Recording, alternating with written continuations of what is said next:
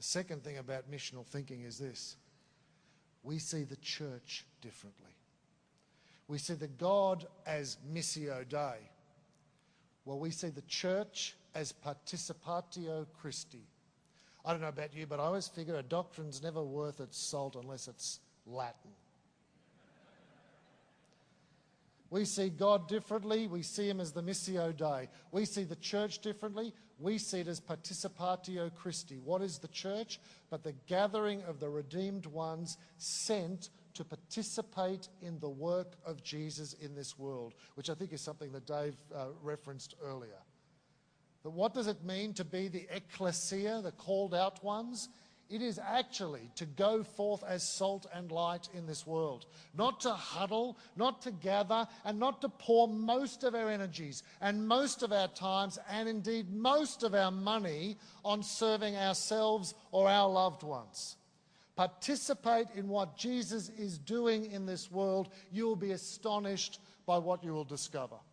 Have you ever wondered where we got the term ecclesia from? Why did Jesus use it a couple of times? And why did Paul make so much of it?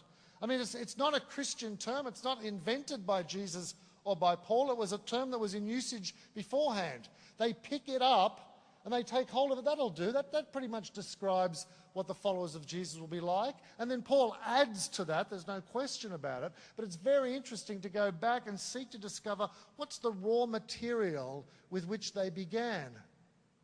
Well, the term ecclesia was used in a very peculiar and particular sense. It did describe a gathering. It did describe those who'd been called out to join a particular community, out from the mainstream, if you like. Certainly had those elements about it, but it was more often than not used to reference a very particular meeting that happened in the ancient Near East in those days.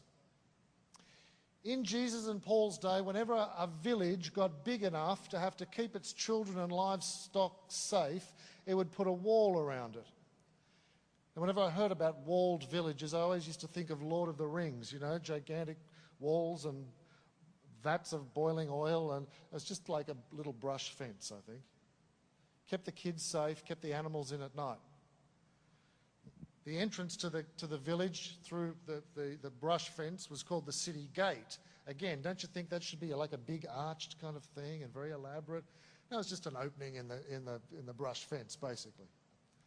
In this day and age, whenever men got to be, and you'll have to excuse me, ladies, but this was almost entirely a kind of a male gathering. Whenever men got to be pretty much the age I am now, whenever men who had had children when they were around the age of 20 got to around the age of 40, or a little bit older than that, their sons were now at 20, 21, 22. And so what would a man at my age with sons that age do? I would have brought them into my carpentry workshop as soon as they could walk. I would have got them to play with wood chips and wood shavings and sawdust. I would have handed them tools as soon as they could learn how to use them. I would have been training my son to be a carpenter from the moment he could even imagine what life was all about. And when he got to be about the age of 20, I would hand him all of my tools in my workshop and I would say, now son, the business is yours. If you've got a lot of work to do, I'll come in and help. I'm here for advice. But now at the age of 40-something, you would kind of step out of work and hand it over to your sons. You'd hand over the sheep. You would hand over the business. It became now your sons, and you became, as it were, semi-retired. So what does someone who's retired in Israel at this particular point in history do? Join a country club, play golf? No, I'll tell you what they do. All the guys who've got white in their whiskers would all go down to the city gate. And there they would sit and drink and eat and talk. But they wouldn't talk about the good old days or while away the days telling jokes or pointless discussions. They fulfilled a very peculiar function in the village. Whenever there was a conflict, whenever there was an ethical dilemma, whenever the village had a struggle or a challenge that it didn't know how to meet, people would walk down to the city gate, and there they would squat in the dirt with their fathers and their grandfathers and their uncles, and they would say, "Fathers of mine, There's a problem in the village. Oh, would say the older men. Tell us. Well, the Smiths are fighting with the Joneses because he strangled his pit bull terrier one day. And the east side of the village is arguing with the west side. There's a drought that we don't know how to respond to. There's two sons who are fighting over the inheritance of their father. Whatever it might be, you would go down and you would bring it to the elders. And the elders would all scratch their beards. And I've met missionaries to Palestine who've said part of the rules of this whole experience is that no single elder is allowed to just give the answer, because that spoils the fun. They're meant to talk about it all day. So you just add enough of a solution to keep the conversation going. And there they would sit at the city gate and they would reflect on what might be done. Are you familiar with a situation in the Gospels where a man comes to Jesus and tries to treat him like an elder and says to him, "Would you tell my brother to divide the inheritance with me?" What does Jesus say? He says, "Who made me an arbiter over you?" What he's saying is, I'm not your elder.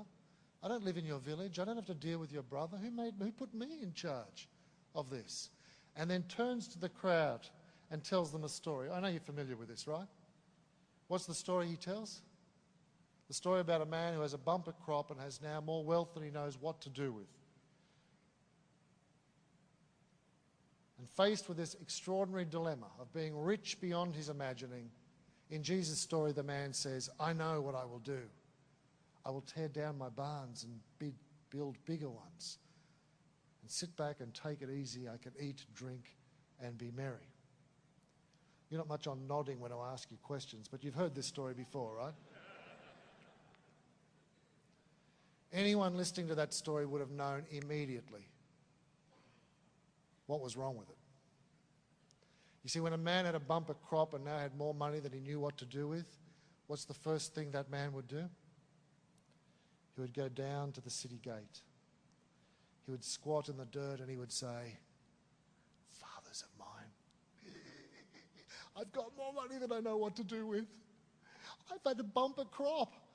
What do men think I should do?" And then they'd say, slow down. We'll spend a whole day talking about this. And when he came back, they might say to him, "Have you given some percentage of this to the poor?" To the poor, okay. "Have you given some to the priests to maintain the cult?" "Oh, the priest, yeah. I don't see why you should be blessed and not the whole village. So have you held a fantastic feast and we've all partied?" Fantastic feast. And then after he's done all these things, he might go back down to the elders and say, "Fathers of mine, I've got more money than I know what to do with." And they might say, "Have you given some to the poor?" "Yes, I've given a lot to the poor." "Well, what about to the priest?" "Yes, I've given some to the priest." "Well, what about a big party, a big celebration?" "Don't you remember?" "Oh, yeah," they say, actually. And maybe now we might conclude that maybe you should pull down your barns and build bigger ones. What's the man's sin? The building of the barns? The man's sin that every listener to Jesus' story would have known from the beginning was when he said, "I know what I will do." Do you follow? The word that was used to describe the gathering of the elders at the gate was ecclesia. What does the gathering of elders do in a village? What contribution does it make to that society? Listen carefully, my friends. The raw material that Paul takes to then describe what the followers of Jesus would be like is he takes a term that describes a group of people who are given the express mission of adding value to the village of which they are part. It is a better village. It is a better town than it could ever be because of the presence of those wise, good, true, loving older men. Do you follow? Now, Paul adds to that. We're a body, we're a bride, we're called to be unified in our diversity, to be holy and righteous. He adds a whole stack of stuff to that, but that's the raw material. That in Paul's understanding, the followers of Jesus would be a gift to the community from which they are part. We would add wisdom, beauty, honesty, help, health. We would be like salt and like light. Who said that?